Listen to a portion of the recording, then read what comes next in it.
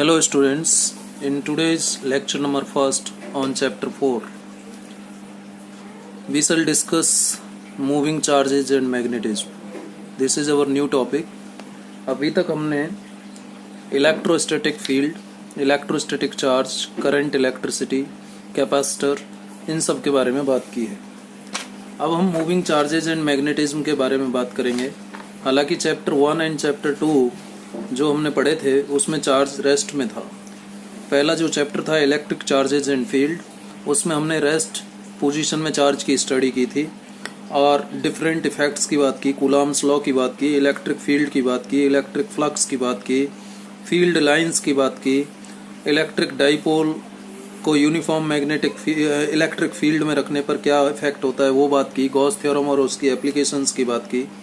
Chapter number 2 में हमने electrostatic potential and capacitance, जहां चार्ज रेस्ट में था, उसमें हमने electrostatic potential due to an electric dipole, potential energy of a system, capacitor with dielectric, capacitor with conducting plates, ये बात की. चैप्टर नंबर 3 में चार्ज रेस्ट पोजीशन में नहीं था, नॉन स्टेशनरी कंडीशन में था, तो उसमें हमने चैप्टर 3 जो कि करंट इलेक्ट्रिसिटी नाम से था, उसमें हमने electric current, current density, Ohm's law, electric currents in conductors, dependence of resistivity and resistance, resistivity versus temperature graphs for different metals, alloys, insulators, semiconductors. Then we discussed the calculation of value of carbon resistor, combination of resistors, EMF of a cell, internal resistance of a cell, terminal potential difference of a cell, cells in series and parallel, Kirchhoff's law, Wheatstone bridge, meter bridge and potentiometer. ये discussion हमने अभी तक किया है. अब हम chapter 4 जिसका नाम है मूविंग चार्जेज, क्या नाम है? Moving charges, moving charges and magnetism. Moving charges यानी चार्ज मूविंग कंडीशन में है, नॉन स्टेशनरी कंडीशन में है, और यहाँ पर मैग्नेटिज्म को भी हम यहाँ रिलेट करेंगे. चैप्टर 1 और 2 में हमने बात की थी इलेक्ट्रिक फील्ड की, चैप्टर 3 में भी हमने इलेक्ट्रिक फील्ड की बात की थी. तो चैप्टर 1, 2 एंड 3 में हमने इलेक्ट्रिक इफेक्ट और इलेक्ट्रिक फील्ड की बात की. अब यहाँ चैप्टर 4 में हम मैग्नेटिक फील्ड की भी बात करेंगे, मैग्नेटिक फील्ड का सेपरेटली स्टडी करेंगे, और उसके बाद में हम इलेक्ट्रिक और मैग्नेटिक फील्ड को कंबाइन करके इलेक्ट्रोमैग्नेटिज्म जो फिनोमिना होता है उसकी भी थोड़ी बात करेंगे. हुआ क्या था, यदि हम हिस्ट्री की तरफ जाएं मूविंग चार्जेज एंड मैग्नेटिज्म की, तो लगभग 2000 साल पहले, आज से लगभग 2000 साल पहले इलेक्ट्रिसिटी और मैग्नेटिज्म दोनों फिनोमिना नॉन थे. इलेक्ट्रिसिटी के बारे में भी पता था और मैग्नेटिज्म के बारे में भी पता था. लगभग 2000 साल पहले तक ये पता था. आज से लगभग 2000 साल पहले इलेक्ट्रिसिटी एंड मैग्नेटिज्म दोनों के बारे में पता था. लेकिन जो इनके बीच का जो रिलेशन है, इलेक्ट्रिक फील्ड या इलेक्ट्रिसिटी और मैग्नेटिज्म, इलेक्ट्रिसिटी एंड मैग्नेटिज्म का जो रिलेशन है, इनके बीच क्या इंटीमेट रिलेशन होता है, ये तो लगभग 200 साल पहले, यदि हम बात करें ईयर की, तो लगभग अप्रोक्सीमेटली इन द ईयर 1820, 1820 में इन दोनों के बीच रिलेशन, किस किस के बीच relation? Electricity, electricity, electricity and magnetism, इन दोनों के बीच का जो रिलेशन है, इंटीमेट रिलेशन, ठीक है, intimate relationship, intimate relationship between this electricity and magnetism, ये पता था 1820 में, 1820 में. अब जब एक लेक्चर दे रहे थे, वैज्ञानिक थे, Danish physicist as well as chemist थे, फिजिक्स के भी ज्ञाता थे और केमिस्ट्री के भी ज्ञाता थे, हेंस क्रिश्चियन ऑरस्टेड. ये डेनिश फिजिसिस्ट जब ये अपना लेक्चर दे रहे थे इन द समर ऑफ 1820, 1820 में लेक्चर दे रहे थे. कौन? Danish physicist, Danish physicist Hans Christian hence Christian ऑरस्टेड, hence Christian ऑरस्टेड, ये वैज्ञानिक थे जो अपना जब लेक्चर दे रहे थे 1820 में, तो उन्होंने नोटिस किया, क्या नोटिस किया, that a current in a straight wire caused a noticeable deflection in a nearby magnetic compass needle. इन्होंने कहा कि जब हम एक वायर लेते हैं, स्ट्रेट वायर, यदि उसमें हम करंट फ्लो कर देते हैं, यानी यदि किसी वायर में करंट फ्लो हो रहा है तो ये कहलाएगा करंट कैरिंग वायर। भाई एक स्ट्रेट वायर लिया और स्ट्रेट वायर को एक सोर्स ऑफ एनर्जी से जोड़ करके, बैटरी या सेल से जोड़ करके इसमें करंट फ्लो कर दिया, तो ये जो वायर है ये कहलाएगा क्या, आपका करंट कैरिंग वायर। जब इस करंट कैरिंग वायर के नेबरहुड में उन्होंने कंपास रखा, क्या रखा, कंपास रखा, कंपास रखा करंट कैरिंग वायर के नेबरहुड में जब उन्होंने कंपास रखा, तो जो मैग्नेटिक निडल है वो निडल डिफ्लेक्ट हो गया। क्या हो गया, डिफ्लेक्ट हो गया। उन्होंने देखा कि जब हम करंट का डायरेक्शन वायर के अंदर बदलते हैं तो जो कंपास निडल है उसका, मैग्नेटिक निडल का जो डिफ्लेक्शन है उसका डायरेक्शन भी बदल जाता है। तो देखिए, मान लीजिए इसको मैं साउथ मान लेता हूँ और इसको नॉर्थ मान लेता हूँ, और ये साउथ डायरेक्शन है, साउथ डायरेक्शन, और ये नॉर्थ डायरेक्शन है, और ये वायर है, मान लीजिए पी क्यू एक वायर है, और इस वायर में जो करंट है वो क्यू से पी यानी साउथ से नॉर्थ है। तो हेंस क्रिश्चियन ऑरस्टेड ने कहा कि इसके पास में जो ये कंपास रखा हुआ है, इस कंपास में डिफ्लेक्शन आता है, इसकी निडल डिफ्लेक्ट होने लगती है। इसका मतलब ये हुआ कि इस वायर के चारों तरफ, ये जब इस वायर में करंट फ्लो करते हैं तो इसके चारों तरफ कोई एक इफेक्ट जनरेट हो रहा है, और उस इफेक्ट की वजह से ये कंपास निडल डिफ्लेक्ट हो रहा है। तो जब ये करंट का डायरेक्शन साउथ से नॉर्थ है, तो देखिए जो कंपास का निडल है वो वेस्ट की तरफ डिफ्लेक्ट हो रहा है। किस डायरेक्शन में डिफ्लेक्ट हो रहा है, वेस्ट की तरफ। लेकिन जैसे ही हमने इस वायर से फ्लो होने वाले करंट का डायरेक्शन बदला, यानी पहले जब करंट का डायरेक्शन साउथ से नॉर्थ था, अब हमने करंट का डायरेक्शन नॉर्थ से साउथ कर दिया, तो जो मैग्नेटिक निडल है उसका डिफ्लेक्शन किस तरफ हो गया, ईस्ट की तरफ हो गया। पहले किस तरफ था, वेस्ट की तरफ था। तो ये 1820 में Danish physicist Hans Christian Oersted ने नोटिस किया that a current in a straight wire caused a noticeable deflection in a nearby magnetic compass needle. पास में रखी हुई एक कंपास निडल में डिफ्लेक्शन अपीयर होता है, डिफ्लेक्शन होता है कब, जब हम उस कंपास निडल को एक करंट कैरिंग वायर के पड़ोस में रखते हैं, नेबरहुड में रखते हैं। ठीक है, ये किसने बताया, डेनिश फिजिसिस्ट हेंस क्रिश्चियन ऑरस्टेड, जो कि फिजिसिस्ट होने के साथ साथ केमिस्ट भी थे, जो कोपेनहेगन यूनिवर्सिटी में प्रोफेसर थे। और उन्होंने क्या ऑब्जर्व किया, what was the effect which was observed by Hans Christian Oersted. अभी मैंने आपको बताया, he observed that a compass needle suffers a deflection, a compass needle, क्या ऑब्जर्व किया उन्होंने कि एक कंपास निडल डिफ्लेक्शन सफर करता है when it is placed near A current carrying wire. जब इसको करंट कैरिंग वायर के नेबरहुड में रखा जाता है तो कंपास निडल में डिफ्लेक्शन आता है।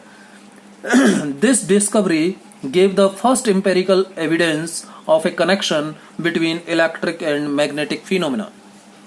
ऑरस्टेड की जो डिस्कवरी थी, ऑरस्टेड की क्या डिस्कवरी, 1820 की बात हो रही है बेटा। भाई इलेक्ट्रिसिटी और मैग्नेटिज्म, मैं आपको फिर से बता देता हूँ कि इलेक्ट्रिसिटी और मैग्नेटिज्म तो अलग अलग तरीके से तो लगभग 2000 साल पहले, आज से लगभग 2000 साल पहले भी पता था कि इलेक्ट्रिसिटी क्या है और मैग्नेटिज्म क्या है। लेकिन इन दोनों के बीच जो रिलेशन की बात हुई, इंटीमेट रिलेशनशिप की बात हुई, वो बात हुई 1820 में। 1820 में डेनिश फिजिसिस्ट हेंस क्रिश्चियन ऑरस्टेड, जो कि फिजिसिस्ट होने के साथ साथ केमिस्ट भी थे, जो कोपेनहेगन यूनिवर्सिटी में प्रोफेसर थे, उन्होंने एक फिनोमिना ऑब्जर्व किया। और वो फिनोमिना आपको बताया मैंने, क्या फिनोमिना था जो हेंस क्रिश्चियन ऑरस्टेड के द्वारा ऑब्जर्व किया गया। उन्होंने देखा कि जब हम किसी करंट कैरिंग वायर में, जब हम किसी करंट कैरिंग वायर के पड़ोस में नेबरहुड में कोई कंपास रखते हैं तो उस मैग्नेटिक कंपास का जो मैग्नेटिक निडल है वो डिफ्लेक्शन शो करता है। और दूसरी बात उन्होंने देखा कि जब करंट का डायरेक्शन, जब किसी वायर से फ्लो होने वाले करंट का डायरेक्शन बदला जाता है तो कंपास निडल का डिफ्लेक्शन का डायरेक्शन भी बदल जाता है। जैसे यहाँ पर यदि करंट का डायरेक्शन वायर पी क्यू में साउथ से नॉर्थ है तो जो कंपास निडल है वो वेस्ट की तरफ डिफ्लेक्शन शो कर रहा है। लेकिन जैसे ही हम इस वायर पी क्यू से फ्लो होने वाले करंट का डायरेक्शन नॉर्थ से साउथ करते हैं तो जो कंपास निडल है उसका डिफ्लेक्शन ईस्ट की तरफ हो जाता है। यानी करंट का डायरेक्शन बदलने से डिफ्लेक्शन बदल रहा है। साथ ही साथ उन्होंने ये भी बताया कि जैसे जैसे हम यदि जो वायर में करंट फ्लो हो रहा है इसकी वैल्यू बढ़ाते हैं, इसका मैग्नीट्यूड इंक्रीज करते हैं, as we increase the magnitude of current flowing through the wire the deflection in the magnetic needle also increases.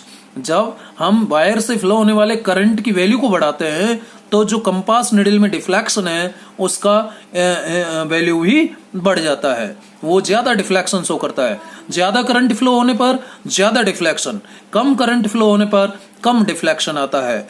इसका मतलब जो डेनिस फिजिसिस्ट ने कहा कि जब किसी current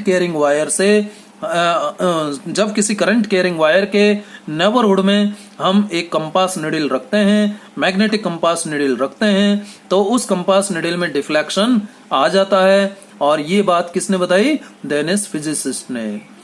he found that the alignment of the needle, Danish physicist ने ये तो पता लगाया ही कि करंट कैरिंग वायर के नेबरहुड में जो कंपास रखने से है उसमें डिफ्लेक्शन आ जाता है, नंबर 1। नंबर 2, उन्होंने देखा कि जो अलाइनमेंट है निडल्स का, जो मैग्नेटिक निडल का अलाइनमेंट है वो टेंजेंशियल होता है टू एन इमेजिनरी सर्किल।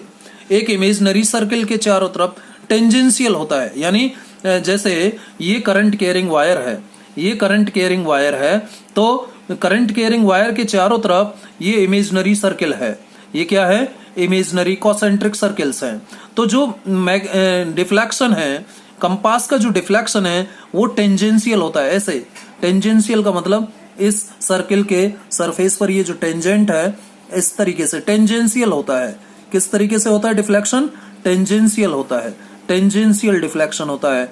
आप किसी भी सर्किल की बात कर लीजिए, जो डिफ्लेक्शन है वो कैसा आता है? टेंजेंशियल आता है। समझ में आई मेरी बात? भाई ये वायर था, इसमें करंट फ्लो हो रहा था, वापस से देखिए, और ये इमेजिनरी सर्किल है, ये इमेजिनरी सर्किल्स हैं, ये इमेजिनरी सर्किल्स हैं। तो हेंस क्रिश्चियन ऑरस्टेड ने कहा कि जो डिफ्लेक्शन है वो इस इमेजिनरी सर्किल पर टेंजेंट के रूप में होता है। डिफ्लेक्शन का डायरेक्शन आप किसी भी पॉइंट पर टेंजेंट ड्रॉ करके पता कर सकते हैं। जैसे इस पॉइंट पर डिफ्लेक्शन ड्रॉ पता करना है डायरेक्शन, तो यहाँ पर ये टेंजेंट ये डायरेक्शन बताएगा, यहाँ पर ये टेंजेंट डायरेक्शन बताएगा, यहाँ पर ये टेंजेंट डायरेक्शन बताएगा, यहाँ पर ये टेंजेंट डायरेक्शन बताएगा। तो क्या बताया उन्होंने? हेंस क्रिश्चियन ऑरस्टेड ने कहा कि जो अलाइनमेंट है निडल्स का, मैग्नेटिक निडल्स का, वो टेंजेंशियल होता है टू एन इमेजिनरी सर्किल।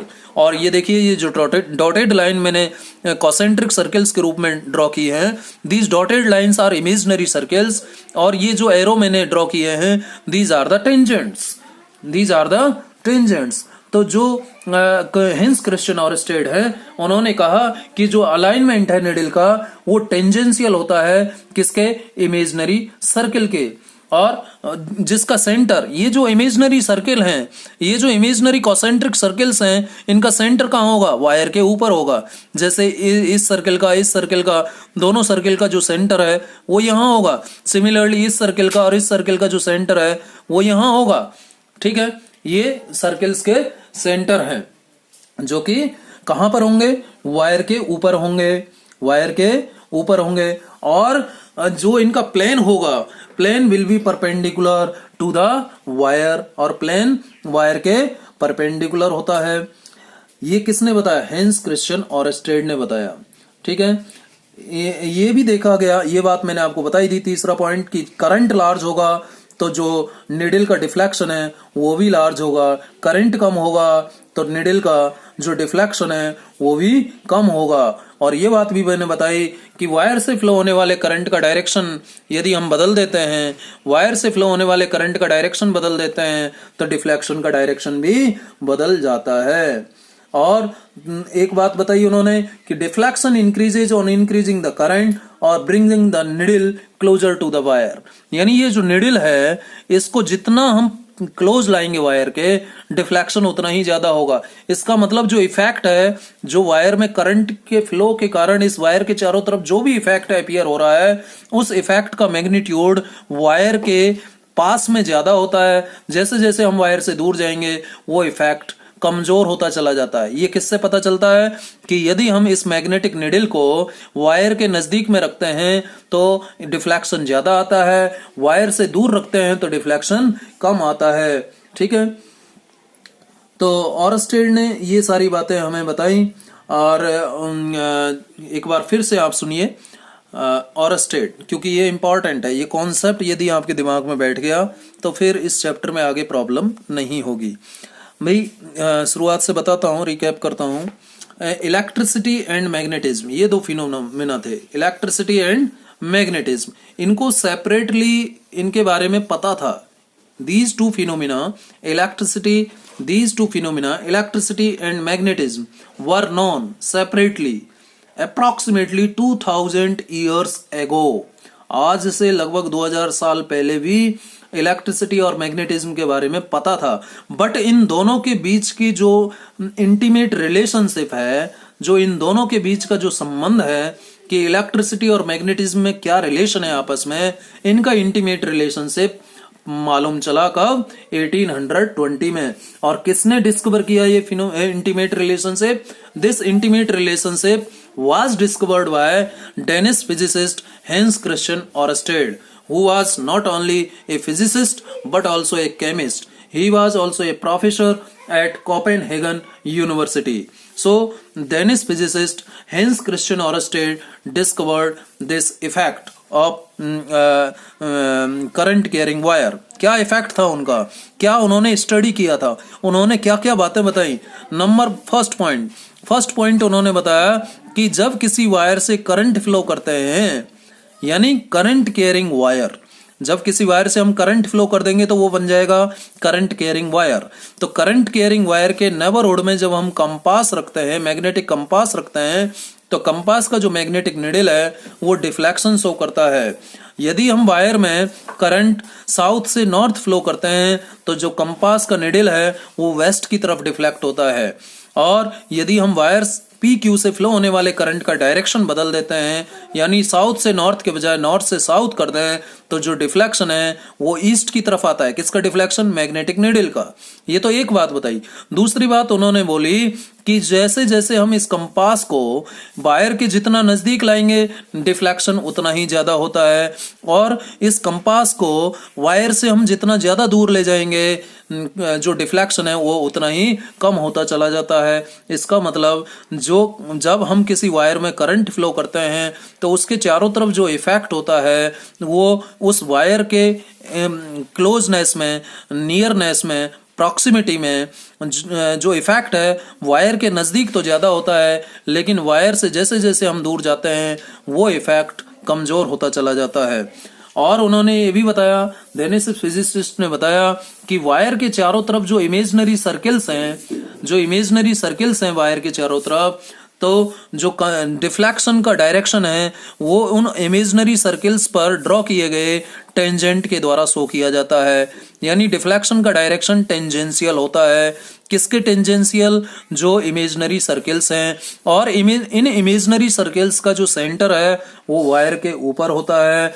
और नेक्स्ट पॉइंट उन्होंने बताया कि जब हम करंट की वैल्यू ज्यादा करते हैं, जब हम किसी वायर से फ्लो होने वाले करंट की वैल्यू को बढ़ाते हैं, तो वायर के नजदीक रखे हुए कंपास में जो डिफ्लेक्शन है वो इंक्रीज हो जाता है। इसका मतलब मोर करंट मोर deflection, large current large deflection. लेकिन जब हम करंट की वैल्यू को डिक्रीज करते हैं, जब किसी वायर से फ्लो होने वाले करंट की वैल्यू को डिक्रीज करते हैं, तो वायर के चारों तरफ जो इसका इफेक्ट है वो इफेक्ट ये कंपास निडल का जो डिफ्लेक्शन है वो कम होता चला जाता है, यानी करंट कम करने से डिफ्लेक्शन कम हो रहा है, करंट ज्यादा करने से डिफ्लेक्शन बढ़ रहा है। इसका मतलब करंट का मैग्नीट्यूड बढ़ाने से वायर के चारों तरफ उसका इफेक्ट बढ़ता है, और करंट का मैग्नीट्यूड कम करने से वायर के चारों तरफ उसका इफेक्ट कम होता है। तो ये सारी बातें हैं जो हेंस, क्रिश्चियन और स्टेड ने बताई। अब मैं आपको कुछ डायग्राम्स भी बता देता हूं। जैसे डायरेक्शन की यदि मैं बात करूं, ये मैंने बात की थी इस तरीके से, ये सब मैं बातें आपको लिखवाऊंगा, टेंशन मत लेना। तो इस वायर पी क्यू में यदि करंट का डायरेक्शन साउथ से नॉर्थ है, और ये इमेजिनरी सर्किल्स हैं, ये इमेजिनरी सर्किल्स हैं जिनको हम आगे मैग्नेटिक फील्ड लाइंस कहेंगे इनकी, और कैसे ये कॉन्सेप्ट आया ये भी बात हम आगे करेंगे। तो ये जो मैग्नेटिक फील्ड लाइंस हैं, कॉन्सेंट्रिक सर्किल्स हैं, इनका सेंटर इस वायर के ऊपर होगा, ठीक है। अब ये जो यदि मान लीजिए ये वायर इस तरीके का है, ये देखिए ये पेंसिल है, और ये पेंसिल मान लीजिए ये आउटवर्ड है, ठीक है, आउटवर्ड है। आउटवर्ड मतलब इस पेपर से, इस पेपर जिस पर मैं लिख रहा हूं, इस कागज के से बाहर आ रहा है कौन? Current.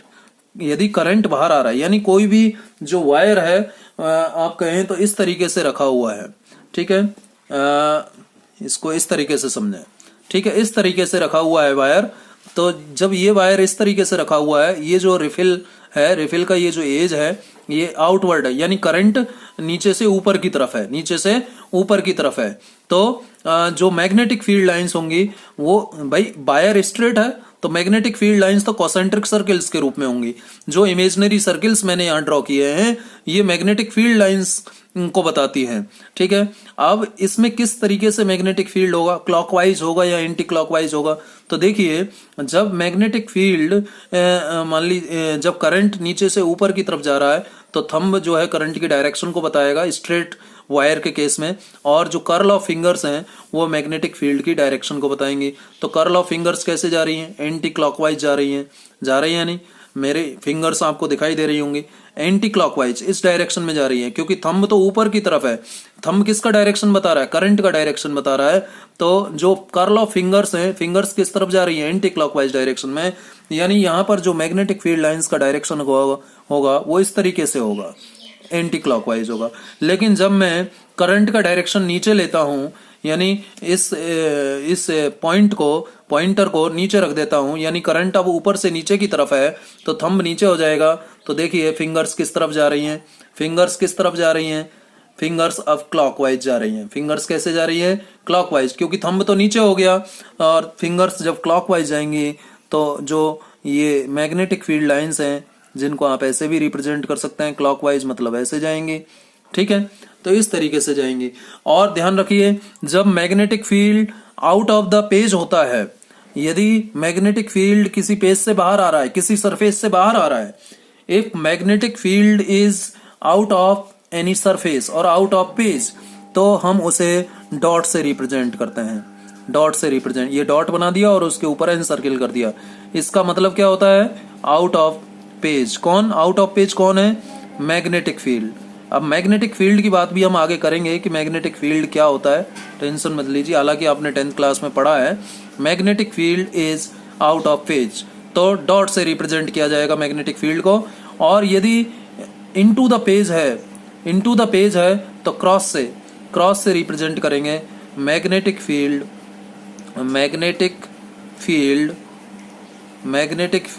Is into the page, ठीक है। मैग्नेटिक फील्ड पेज के अंदर है। तो क्रॉस का, इसको सिंपली ऐसे रिप्रेजेंट कर सकते हैं या सिंपली क्रॉस से रिप्रेजेंट कर सकते हैं। इसे डॉट के चारों तरफ सर्किल या सिंपली डॉट से रिप्रेजेंट कर सकते हैं, ठीक है। तो डॉट का मतलब magnetic field is out of the page, cross का मतलब magnetic field is into the page, magnetic field is into the page. तो ये बात आप ध्यान रखिएगा। ये हेंस क्रिश्चियन ऑरस्टेड ने, डेनिश फिजिसिस्ट थे, उन्होंने इस बारे में बताया था। अब मैं आपको कुछ वीडियो दिखाना चाहता हूँ जो कि इस डिस्कवरी के ऊपर है, ऑरस्टेड डिस्कवरी के ऊपर। इसके बारे में हम अभी जानते हैं। 2 वीडियो मैं आपको दिखाऊंगा, पहले आप ध्यान से देखिएगा तो कुछ ना कुछ कॉन्सेप्ट आपको समझ में आएगा।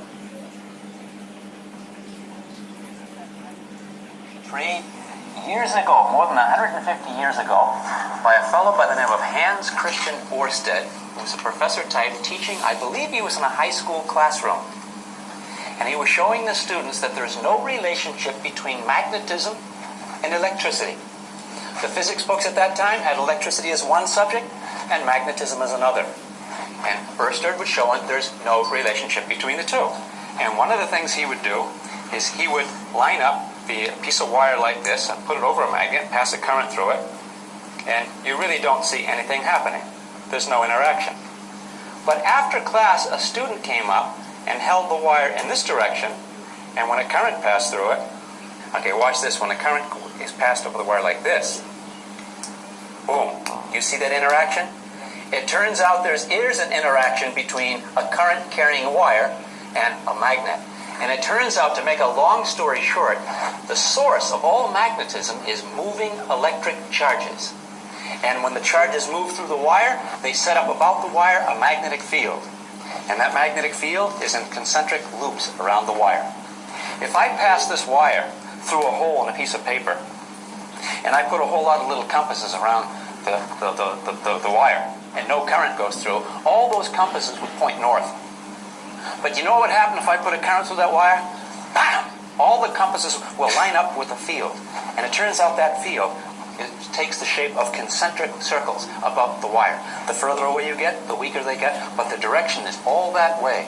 So surrounding every current carrying wire is a magnetic field that takes the direction of the concentric circles. तो इस video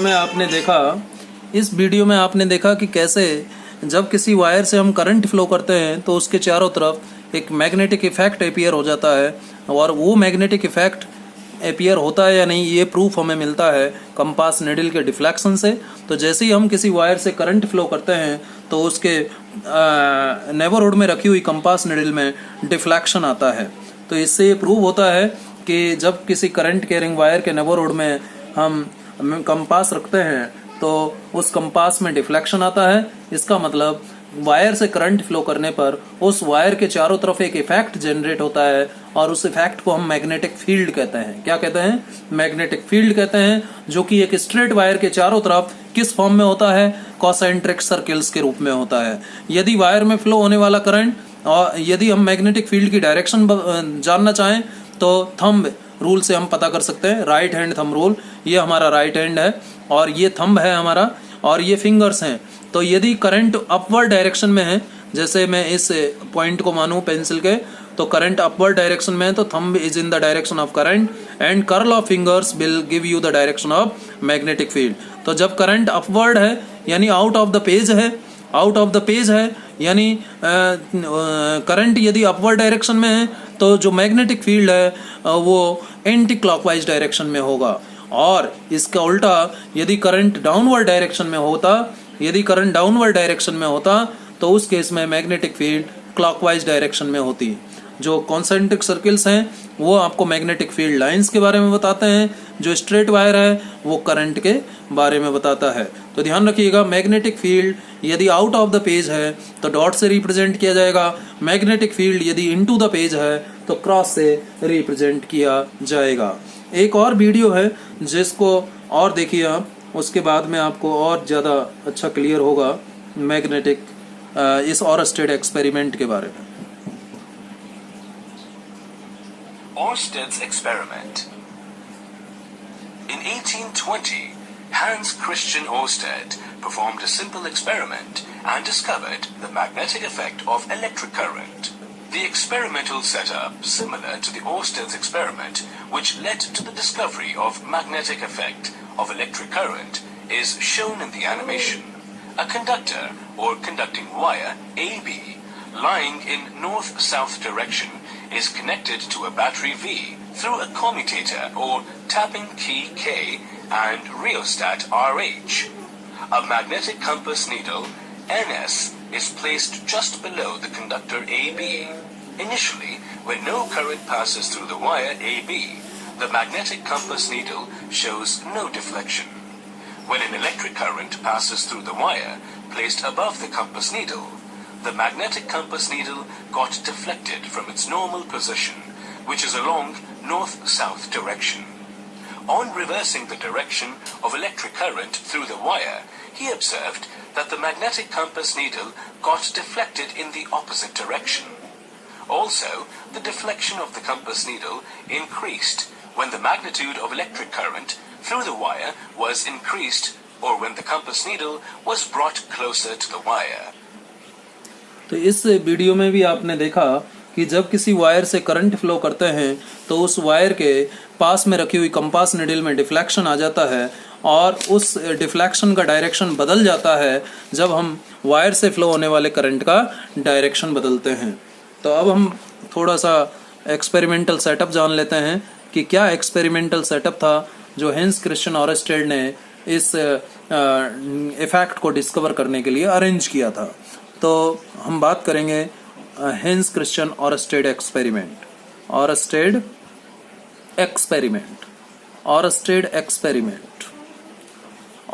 experiment actually in this chapter जो हमारा ये चैप्टर है moving charges in magnetism, in this chapter we will see how magnetic field exert force on moving charge particle. हम क्या क्या इस चैप्टर में स्टडी करेंगे? हम सबसे पहले तो ऑरस्टेड एक्सपेरिमेंट की स्टडी करेंगे, लेकिन ऑरस्टेड एक्सपेरिमेंट की स्टडी के साथ साथ हम इस चैप्टर में ये जानेंगे कि कैसे मैग्नेटिक फील्ड चार्ज पार्टिकल पर जो कि मोशन में है, जो कि मूविंग कंडीशन में है, यानी मूविंग चार्ज पार्टिकल पर मैग्नेटिक फील्ड कैसे फोर्स एक्सपीरियंस करता है, कितना फोर्स एक्सपीरियंस करता है।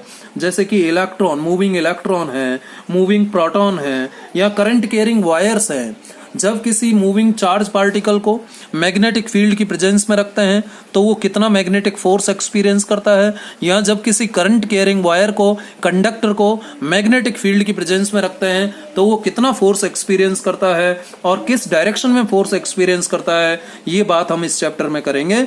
हम इस चैप्टर में ये भी बात करेंगे कि how currents produce magnetic field, कि कैसे करंट मैग्नेटिक फील्ड प्रोड्यूस करता है, ये बात भी हम इस चैप्टर में करेंगे। We shall also see how particles can be accelerated to very high energy in a cyclotron. इस चैप्टर में हम एक साइक्लोट्रॉन डिवाइस की भी बात करेंगे, जिस डिवाइस की हेल्प से हम किसी चार्ज पार्टिकल को हाईली एक्सिलरेट कर सकते हैं, हाईली एनर्जेटिक कर सकते हैं, यानी उसकी एनर्जी को हम बहुत ज़्यादा बढ़ा सकते हैं, उसकी स्पीड को हम बहुत ज़्यादा बढ़ा सकते हैं, जिससे कि उसको डिजायर्ड टारगेट पर भेजा जा सके। तो कैसे किसी चार्ज पार्टिकल को एक्सिलरेट किया जाएगा to a very high energy, ये बात हम इस चैप्टर में करेंगे। We shall study how current and voltages are detected by a galvanometer, कि कैसे एक गैल्वेनोमीटर से करंट और वोल्टेज डिटेक्ट किए जाते हैं, ये भी बात हम इस चैप्टर में करेंगे। यानी गैल्वेनोमीटर को एमीटर में और गैल्वेनोमीटर को वोल्ट मीटर में कैसे बदला जा सकता है, ये बात हम इस चैप्टर में करने वाले हैं। और इसमें जो हमने कन्वेंशन लिया है कि यदि मैग्नेटिक फील्ड इमर्ज आउट होता है प्लेन ऑफ द पेपर से तो उसे डॉट से रिप्रेजेंट किया जाता है, और यदि magnetic field into the plane of the paper है तो उसे रिप्रेजेंट किया जाएगा क्रॉस से। तो ये बात हम इस चैप्टर में करेंगे। और देखिए, सबसे पहले हम इसमें जान लेते हैं ऑरस्टेड एक्सपेरिमेंट का जो एक्सपेरिमेंटल सेटअप था वो क्या था, वो जान लेते हैं। ये मान लीजिए एक वायर है, दिस इज द वायर, और इस वायर को मैं नाम दे देता हूँ PQ। PQ is a wire.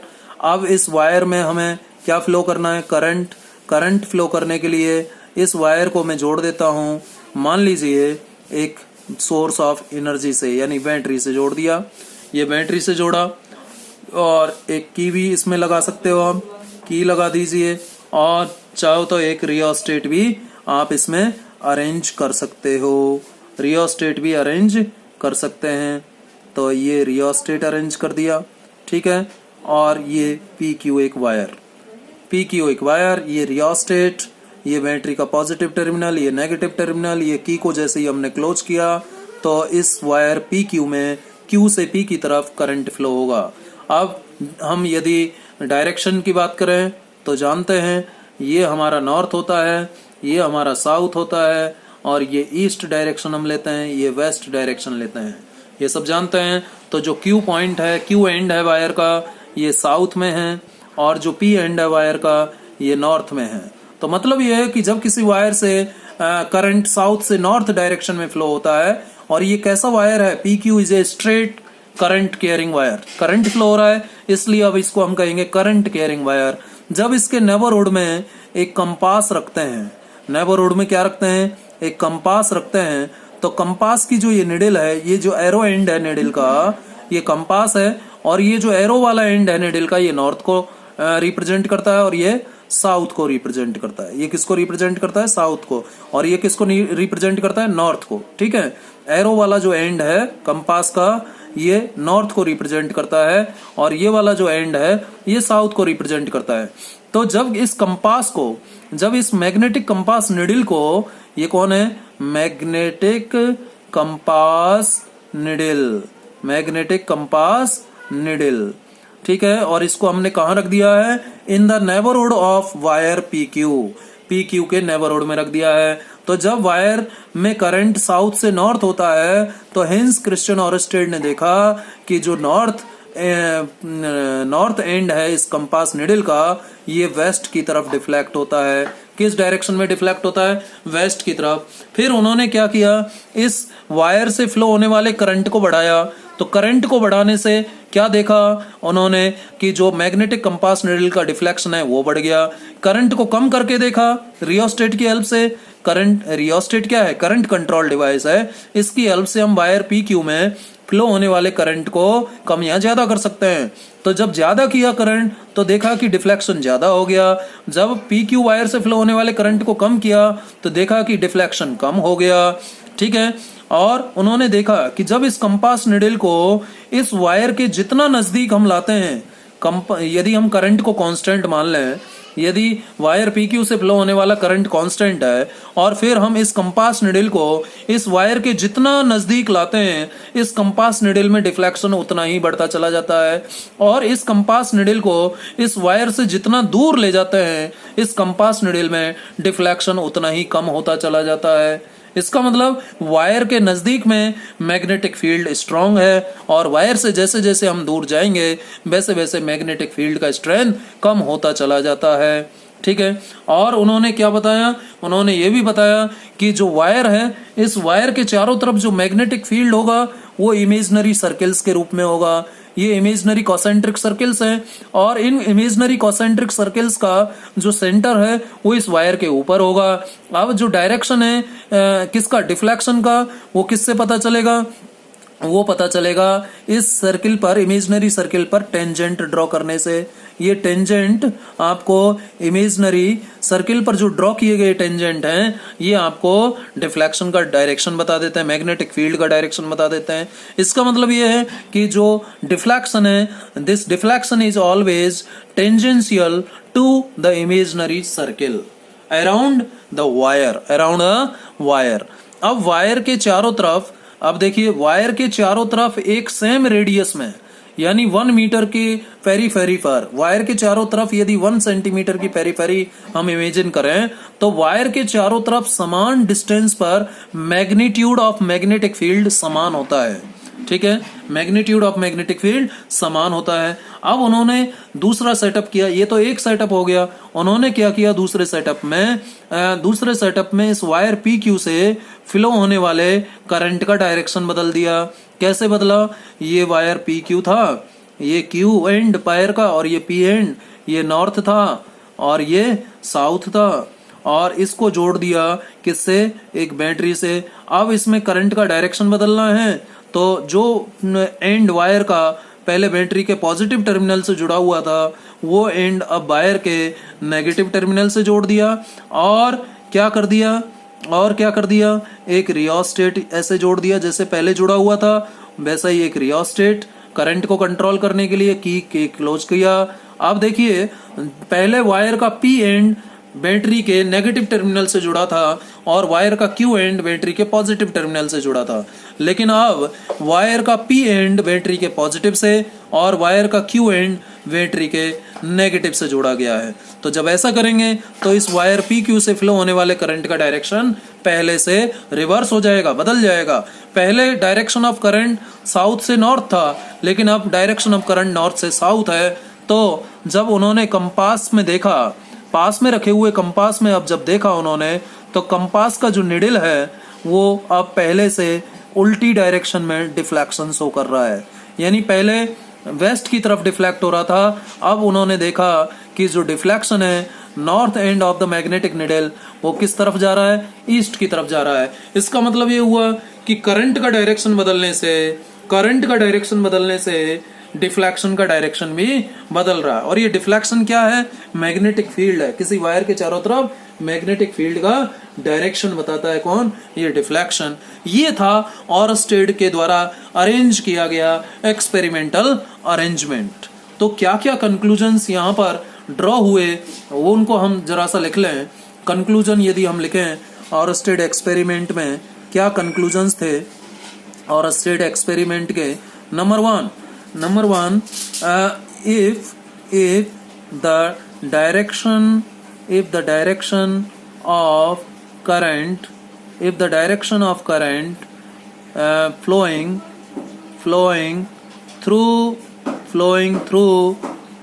through a wire changes, जब किसी वायर से फ्लो होने वाले करंट का डायरेक्शन बदलता है, then direction of deflection का मतलब डायरेक्शन ऑफ मैग्नेटिक फील्ड। जो भी इफेक्ट इस वायर के चारों तरफ आ रहा है वो इफेक्ट मैग्नेटिक इफेक्ट है, ठीक है। वो जो फील्ड है वायर के चारों तरफ वो मैग्नेटिक फील्ड है। इसके बारे में हम आगे बात करेंगे। तो if the direction of the current flowing through a wire changes, then direction of deflection also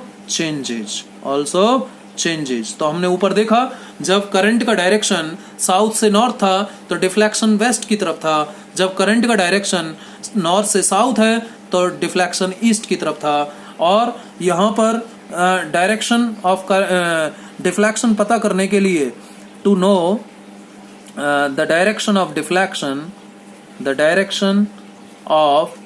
deflection, या फिर मैं सिंपली कहूँ magnetic field, direction of magnetic field, we use snow rule और एम्पियर स्विमिंग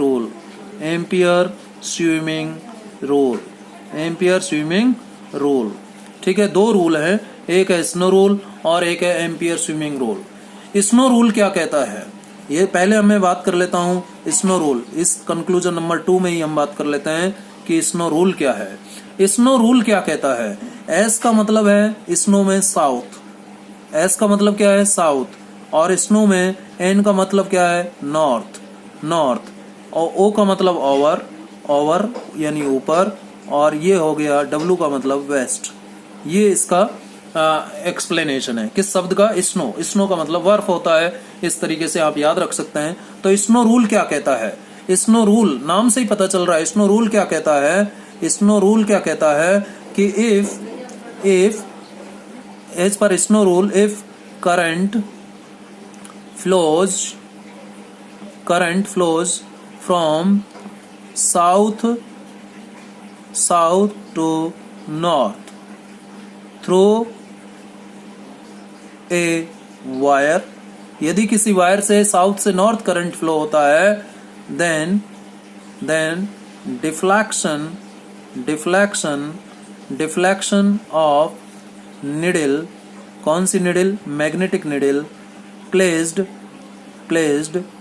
बिलो और over, ऊपर रख सकते हैं, नीचे रख सकते हैं, लेफ्ट में रख सकते हैं, राइट में रख सकते हैं, ओवर वायर, ठीक है। ओ का मतलब ओवर। तो जो डिफ्लेक्शन है निडल का विल बी इन वेस्ट और वाइस, और ये तो वेस्ट में हो गया। जब साउथ से नॉर्थ है करंट का डायरेक्शन वायर में तो मैग्नेटिक निडल का डिफ्लेक्शन वेस्ट में होगा, स्नो से पता लग गया। यदि साउथ से नॉर्थ है तो डिफ्लेक्शन वेस्ट में होगा, इस शब्द से ध्यान रहेगा। और and if current flows from north to south, north to south, north to south through a wire. जब करंट पहले साउथ से नॉर्थ था, लेकिन यदि नॉर्थ से साउथ फ्लो हो तो जो डिफ्लेक्शन है, then deflection of needle, deflection of needle will be deflection of needle will be in east. किस डायरेक्शन में होगा? ईस्ट में होगा। ये था स्नो रूल। क्या था ये? Snow rule. इसकी हेल्प से हम मैग्नेटिक फील्ड का डायरेक्शन, जो डिफ्लेक्शन का डायरेक्शन होगा डेफिनेटली वही डायरेक्शन मैग्नेटिक फील्ड का होगा। ठीक है, तो ये एक स्नो रूल हुआ। और दूसरा जो रूल है वो एम्पियर नाम के वैज्ञानिक ने दिया। एम्पियर का तैरने का नियम, स्विमिंग मतलब तैरना। तो एम्पियर ने क्या कहा इस स्विमिंग रूल में? क्या कहा कि मान लीजिए ये एक पॉन्ड है, ये ठीक है, ये पानी से भरा हुआ एक पॉन्ड है और इसमें ये कोई व्यक्ति तैर रहा है। ये व्यक्ति का सिर है, ठीक है, और ये व्यक्ति के पैर हैं, ये पैर हैं, और ये व्यक्ति के हाथ हैं। ठीक है, ठीक है, ये राइट हैंड है और ये लेफ्ट हैंड है। ठीक है, और ये सिर है और ये क्या है? पैर है। ठीक है, तो जो मान लीजिए जो नदी बह रही है, जो पानी बह रहा है, जो पानी बह रहा है वो इस डायरेक्शन में है, जो पानी बह रहा है वो इस डायरेक्शन में है, यानी पैर से सिर की तरफ पानी बह रहा है, पैरों से सिर की तरफ पानी बह रहा है। ठीक है, if the water is flowing from feet to head, यदि पैर से सिर की तरफ पानी जा रहा है, यानी जिस दिशा में आप तैर रहे हो, तैरते हुए आप किस दिशा में जाएंगे? ऊपर की तरफ जाएंगे, आगे की तरफ जाएंगे। पैर से सिर की तरफ यदि वाटर करंट है, यदि पानी का फ्लो पैर से सिर की तरफ है, तो जो लेफ्ट हैंड होगा, ये है आपका लेफ्ट हैंड, बायां हाथ, जो बायां हाथ होगा, लेफ्ट हैंड होगा, वो आपको डिफ्लेक्शन एज वेल एज हम कह सकते हैं कि मैग्नेटिक फील्ड का डायरेक्शन देगा। तो यदि करंट का डायरेक्शन पैर से सिर की तरफ, यानी अब क्या हो गया? करंट का डायरेक्शन पैर से सिर की तरफ, यानी इस तरफ, ये करंट का डायरेक्शन हो गया, तो डिफ्लेक्शन किस तरफ आएगा? इस तरफ आएगा। ठीक है, तो करंट का डायरेक्शन, भाई करंट का डायरेक्शन हम क्या मान रहे हैं? ये मान रहे हैं आई, पैर से सिर की तरफ, इस डायरेक्शन में करंट है। जो वाटर के फ्लो का डायरेक्शन होगा, direction of flow of water, जिस डायरेक्शन में पानी बह रहा है या जिस डायरेक्शन में आप तैरते हुए जा रहे हैं, ठीक है, जिस डायरेक्शन में आप तैरते हुए जा रहे हैं, तैरते हुए किस तरफ जाएंगे? लेफ्ट से राइट की तरफ जाएंगे, लेफ्ट से राइट की तरफ जाएंगे। भाई जिस तरफ सिर है उस तरफ मूव करोगे। ठीक है, तो वही डायरेक्शन, जिस तरफ तैरते हुए जा रहे हो, वही डायरेक्शन आपका करंट का डायरेक्शन है। तो उस समय जो लेफ्ट हैंड का डायरेक्शन होगा, ये आपको क्या देगा? ये आपको मैग्नेटिक फील्ड का डायरेक्शन देगा। किसका डायरेक्शन देगा? मैग्नेटिक फील्ड का हो, या फिर क्या कह सकते हैं, डिफ्लेक्शन का डायरेक्शन देगा। किसका डायरेक्शन देगा? डिफ्लेक्शन का डायरेक्शन देगा। ठीक है, तो समझ में आया होगा कि यदि if as per Ampere swimming rule हम क्या लिख सकते हैं? If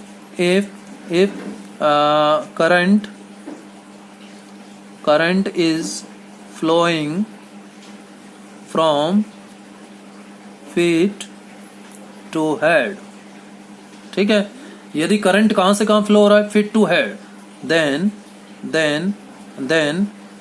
the direction of movement of left hand, direction of movement of left hand will be the direction of magnetic field, will be the direction of magnetic field। ठीक है, and ठीक है, या यहीं पे लिख दो, और वाइस वर्सा, और वाइस वर्सा। वाइस वर्सा का मतलब क्या है? भाई जब हम तैरते हैं तो हाथ पैरों से हमें साइकिल चलानी पड़ती है, सिंपली बात। यदि हाथ पैरों से पानी में साइकिल चला ली तो हम तैरने लग जाएंगे। ठीक है, तो पैर से सिर की तरफ यदि करंट जाता है, पैरों से सिर की तरफ यदि करंट जाता है, तो लेफ्ट हैंड का जो डायरेक्शन है वो हमें मैग्नेटिक फील्ड का डायरेक्शन देगा। यदि हम तैरते हुए इसके उल्टे दिशा में आए, यानी सिर हमारा इधर होता और पैर इधर होते, इस तरफ आते, तो लेफ्ट हैंड हमारा इधर आता। तो हमेशा जो लेफ्ट हैंड के मूवमेंट का डायरेक्शन है वो हमें डायरेक्शन ऑफ मैग्नेटिक फील्ड देता है। ये एम्पियर ने अपने स्विमिंग रूल में बताया था। किस में बताया था एम्पियर ने? अपने स्विमिंग रूल में। क्या बताया एम्पियर ने अपने स्विमिंग रूल में? कहा कि जब करंट पैर से सिर की तरफ जाता है तो जो लेफ्ट हैंड का डायरेक्शन है वो हमें मैग्नेटिक फील्ड का डायरेक्शन देगा। तो ये दूसरा कंक्लूजन हमने लिखा किसके बारे में? द डायरेक्शन ऑफ डिफ्लेक्शन और we can say the direction of magnetic field के बारे में। तीसरा जो कंक्लूजन, अभी तक हमने 2 कंक्लूजन और स्टेट एक्सपेरिमेंट के लिखे हैं। क्या क्या? If the direction of the current flowing through a wire changes then direction of deflection of magnetic field also changes. यदि वायर से फ्लो होने वाले करंट का डायरेक्शन बदलते हैं तो जो डिफ्लेक्शन का डायरेक्शन है वो भी बदल जाता है। दूसरा कंक्लूजन हमने लिखा कि यदि करंट का डायरेक्शन साउथ से नॉर्थ है तो डिफ्लेक्शन वेस्ट की तरफ होगा, लेकिन यदि करंट का डायरेक्शन नॉर्थ से साउथ है तो डिफ्लेक्शन ईस्ट की तरफ होगा। इसको समझने के लिए हमने स्नो रूल और एम्पियर स्विमिंग रूल दोनों की बात की। एम्पियर स्विमिंग रूल कहता है कि यदि हम तैरते हुए आगे की तरफ बढ़ते हैं, यानी यदि करंट पैर से सिर की तरफ जाता है तो जो लेफ्ट हैंड का मूवमेंट का डायरेक्शन होगा वो हमें मैग्नेटिक फील्ड का डायरेक्शन देगा, वो हमें डिफ्लेक्शन का डायरेक्शन देगा। ठीक है, चलिए नेक्स्ट कंक्लूजन की तरफ बढ़ते हैं। नेक्स्ट जो कंक्लूजन है, नेक्स्ट कंक्लूजन क्या हो सकता है? मैंने आपको बताया था एज वी इंक्रीज, थर्ड जो कंक्लूजन हम यहाँ लिख सकते हैं, third conclusion, as we increase the magnitude, as we increase the magnitude of current, as we increase the magnitude of current flowing through a wire, और कंडक्टर भी कह सकते हैं उसको, जिससे करंट फ्लो हो जाए उसे कंडक्टर भी कह सकते हैं।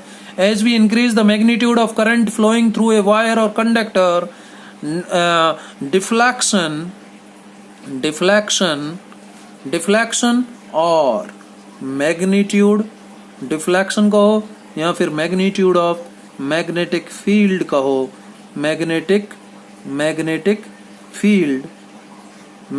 फील्ड, डिफ्लेक्शन और magnitude of magnetic field also increases। कब? यदि हम करंट का डायरेक्शन बढ़ाते हैं, किसी वायर से फ्लो होने वाले करंट का मैग्नीट्यूड बढ़ रहा है तो उस वायर के चारों तरफ जो मैग्नीट्यूड ऑफ मैग्नेटिक फील्ड होगा या डिफ्लेक्शन होगा वो भी क्या हो जाएगा? इंक्रीज हो जाएगा। And if we decrease the magnitude of current, flowing through a wire, यदि किसी वायर से फ्लो होने वाले करंट का मैग्नीट्यूड यदि हम डिक्रीज करते हैं, डिफ्लेक्शन, देन क्या होगा? डिफ्लेक्शन और magnitude of magnetic field around the wire also decreases।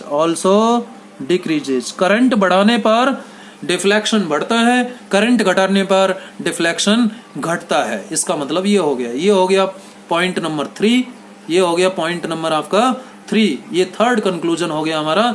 Number 4 की तरफ बढ़ते हैं। नंबर 4 कंक्लूजन क्या हम यहाँ से ड्रॉ कर किए थे कि as we move magnetic needle away from wire, कि जैसे हम मैग्नेटिक निडल को वायर से दूर ले जाते हैं, as we move magnetic needle away from wire, deflection in the needle also decreases। Deflection in the needle decreases, also नहीं लिखी, diffraction in the needle decreases। ठीक है, that is if we go away or move away. If we move away from wire, magnetic field क्या होगा?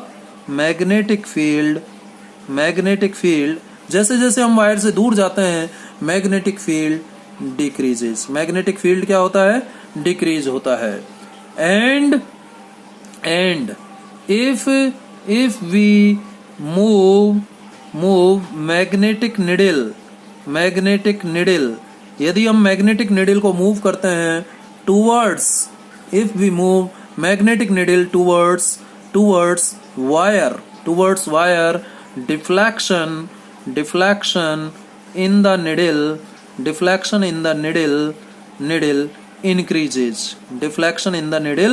increases. Deflection क्या होगा? Needle में increase होगा. That is if we move towards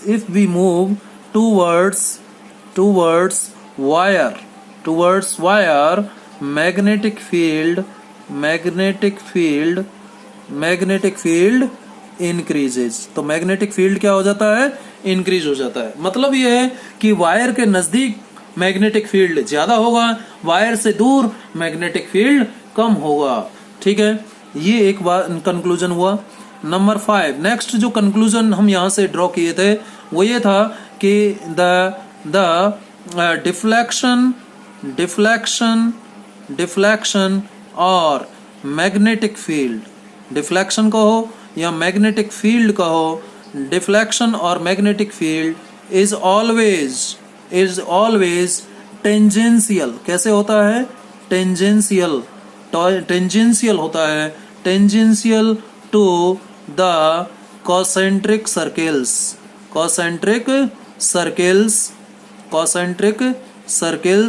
around a wire.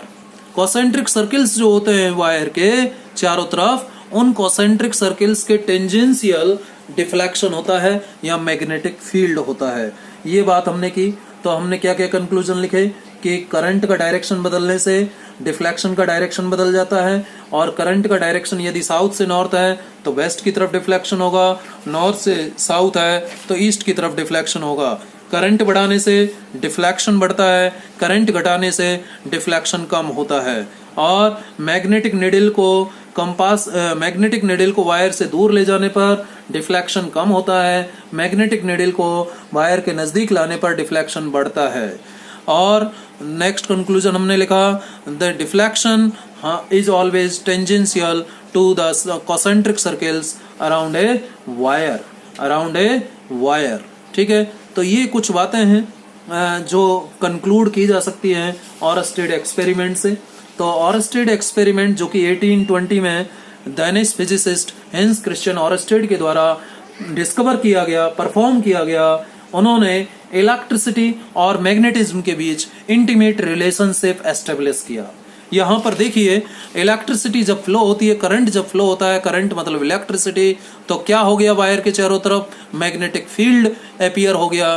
तो यहाँ पर इलेक्ट्रिसिटी और मैग्नेटिक फील्ड में क्लियर कट रिलेशनशिप हमें दिखाई दे रहा है. So this intimate relationship between electricity and magnetism was discovered by Hans Christian, Danish physicist as well as chemist Hans Christian Ørsted.